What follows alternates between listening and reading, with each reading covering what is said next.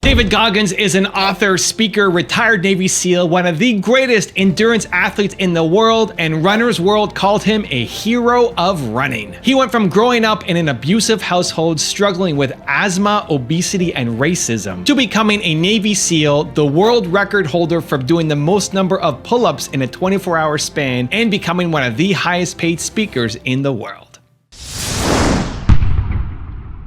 Need motivation? Watch a top 10 with Believe Nation. Top 10, I got a top 10. Got my motivation high for my top 10. Gotta learn from the wise women and men. All my life, like na na na na.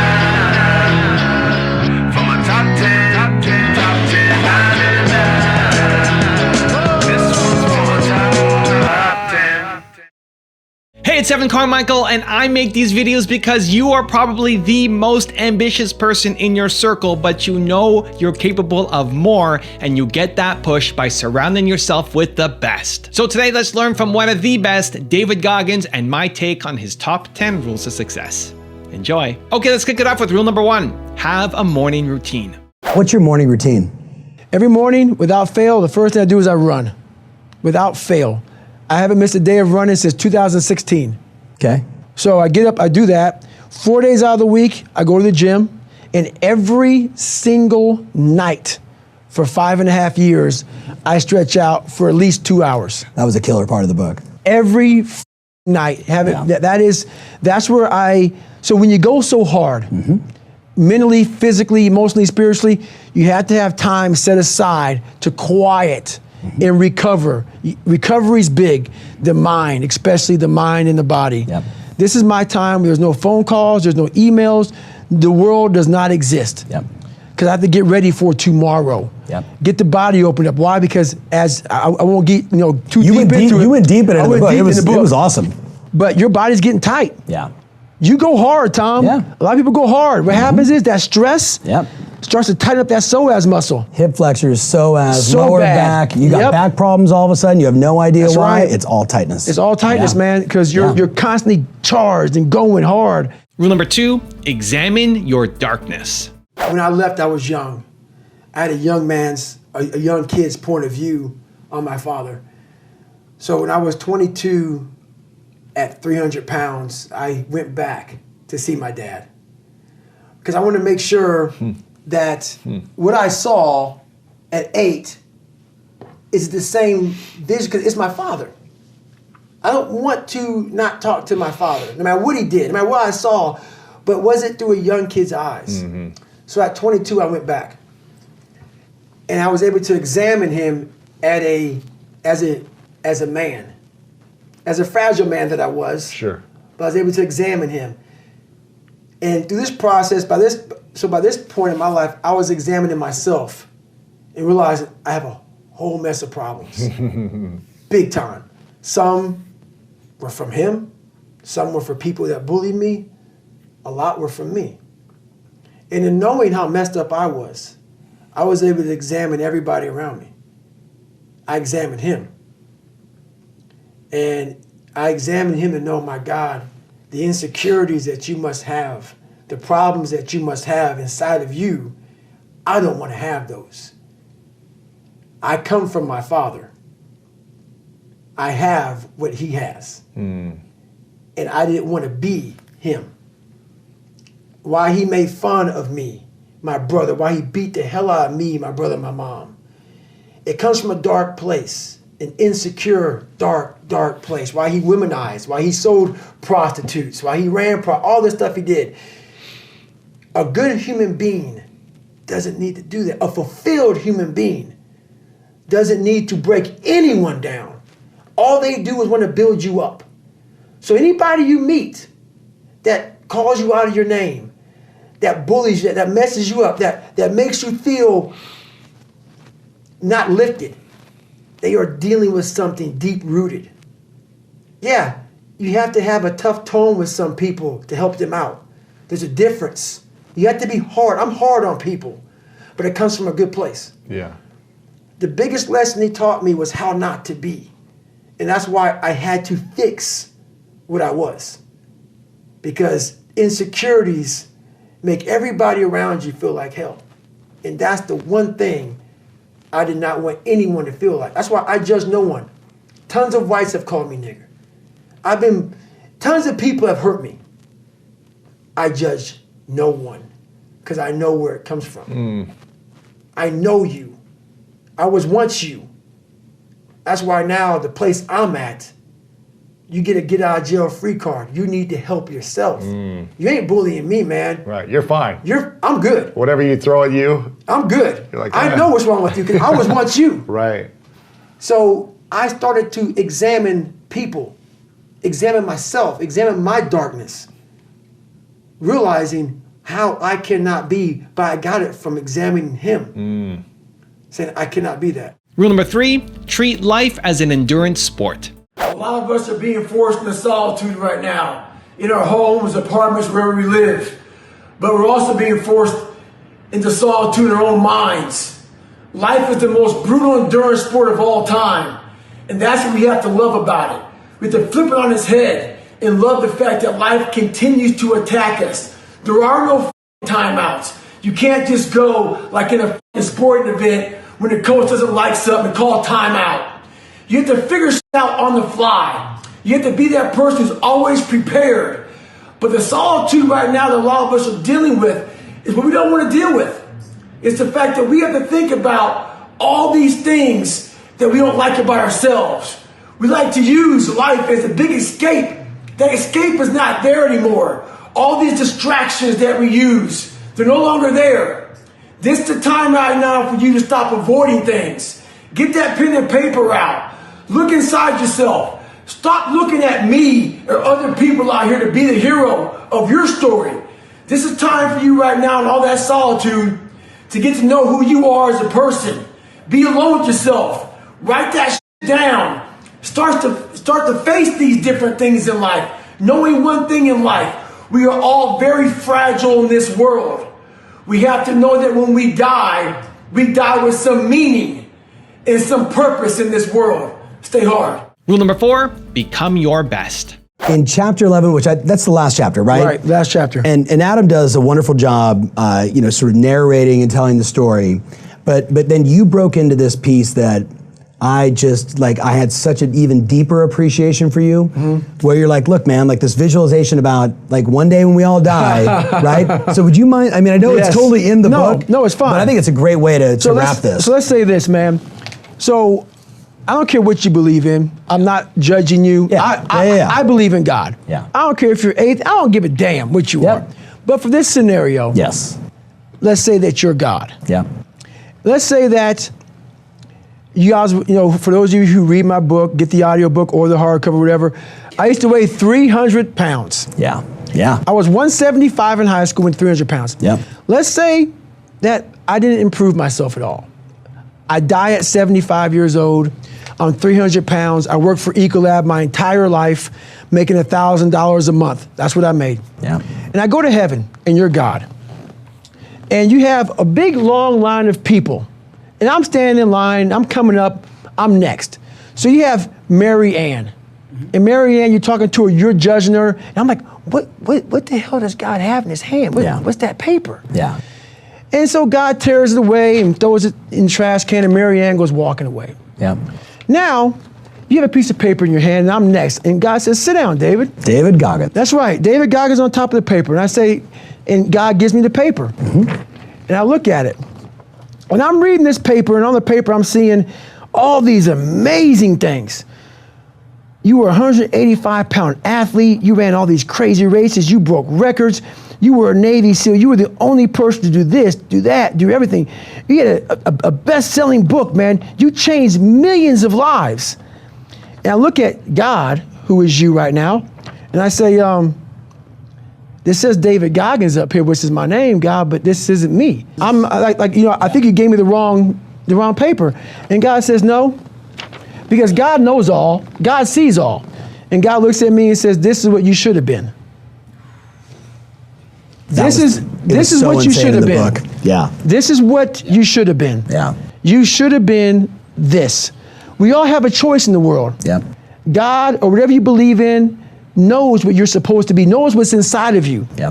But most of us take the choice that makes us feel good. Yep. We're not willing to break through those barriers to find, so my whole mindset was this.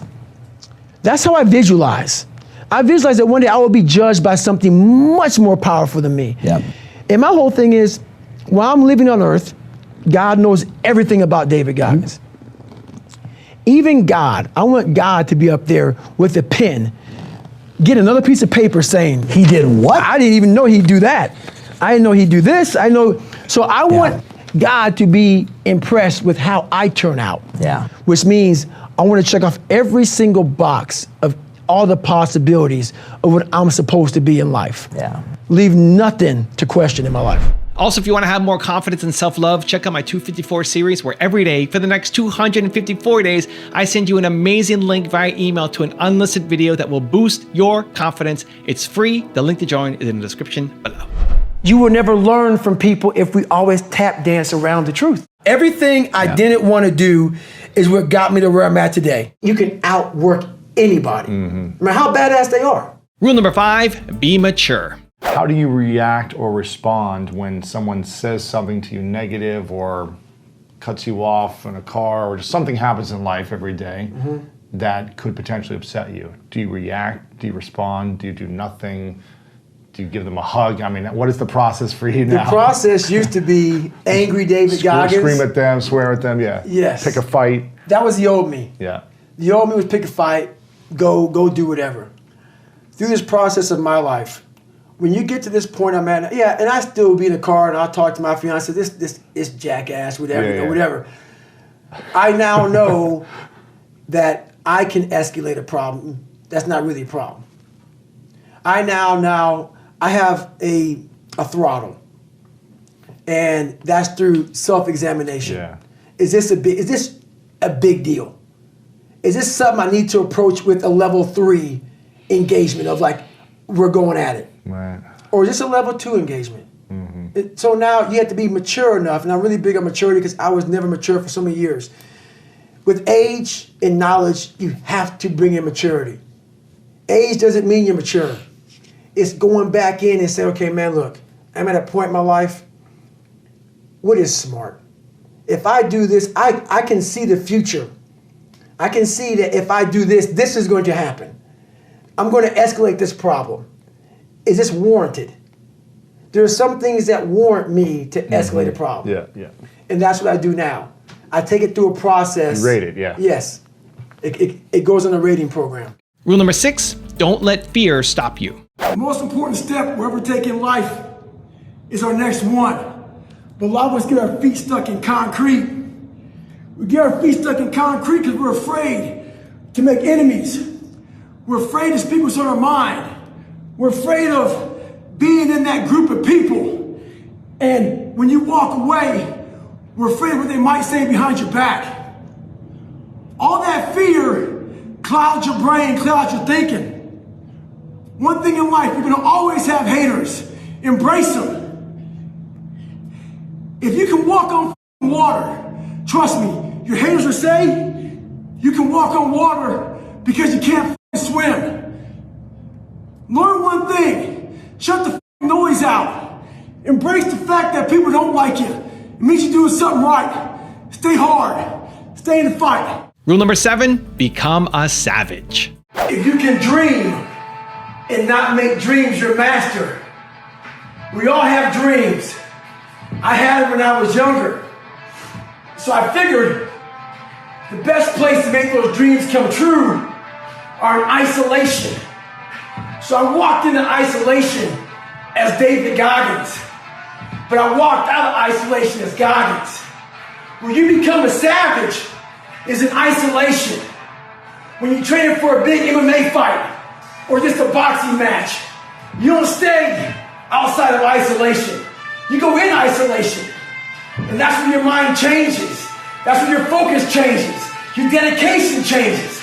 Don't use this time to f up your mind. Use it to gain strength, gain focus. Isolation is the key to strengthen your mind. Come out a savage. Rule number 8, be your own hero. You are your own hero. You are your own leader. You are your own master. And That is a big one because we idolize so many people and we want to be them. We want to be someone else. And in doing that, you lose all the potential of who you are. You mimic, you be them, you are them, you become them, and you lose you. And we look up to so many people in this world who will let us down. We're humans. I'm going to let you down. You're going to let somebody down. And you put them on a pedestal, you then lose time when that person comes up and lets you down.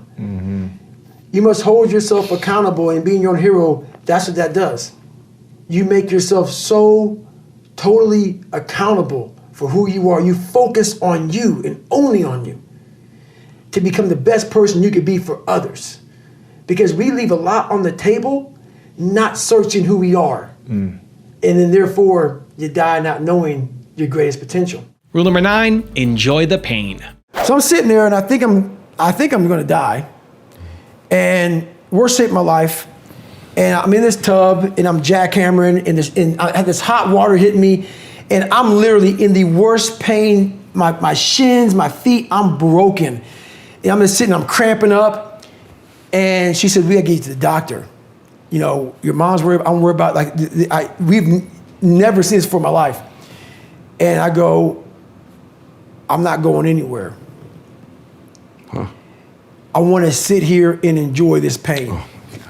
And I know the listeners hearing this are gonna say, man, you're a nut. No, I'm not. What I got a chance to experience in that 19 hours and 6 minutes of my life was something I didn't want any painkillers. This was proof positive. What I was feeling is what I just did. I did something without training, without coaching, without a cheering staff, without any knowledge. I took a raw human being with no training whatsoever, put him out in a condition, and just through this alone, got through it. Amazing. And I sat there and I was like, it was the best feeling I've ever had and will ever have in my entire, I was in the worst pain in my life, and it was the best feeling I ever had in my life. Not because of the pain I was in, but the pain was confirmation of, my God, did I just do that? Wow. And I had completed hell weeks, but that right there was like, don't take this from me. Man. And it was confirmation, proof positive that this young kid that came from that wasn't that lied and shit I was now the truth. And rule number 10, the last one before a very special bonus clip, is help yourself. I get a lot of questions, people asking me for help. So I asked them, what have you done to help yourself? Most of them say, I've been working hard. I'm all about being your own hero, but I'm not about kissing your ass. In life, a lot of us believe that we're working much harder than we actually are. We think if we got up early for 4 days, we've earned something. You gotta drop your entitled mindset. It's dead weight. We believe we work harder than we actually have. Trust me, most of us haven't. The one thing in life you gotta realize is this. Learn to help yourself. Don't count on other people to help you. Now I've got a really special bonus clip that I think you're gonna enjoy, but before that, if you're still here watching and you promise, you commit that you're gonna take action after watching this video, you're not just gonna watch a video, you're gonna do something afterwards, give me a hashtag believe in the comments because I want to celebrate you. So I got a lot of questions over the holidays. The one major question I got was, how do I finish where I start? I get 2 weeks into it and then I stop. Well, this is the thing about it. People forget one thing about me. I used to be you. I used to be a fat guy, a guy that didn't care much, a guy that got D's and F's in school, a guy that blamed other people, a guy that was under mediocre. I wasn't even average. So this is the thing about it. I'm going to tell you what people don't want to tell you. Why you stop is because you're lazy. is because you don't mind getting bad grades in school. It doesn't bother you enough to be mediocre, to be average, to sit around and watch people do great things. You don't mind it. So there's your answer. Your answer is you don't care enough about yourself, so you don't stay in the fight.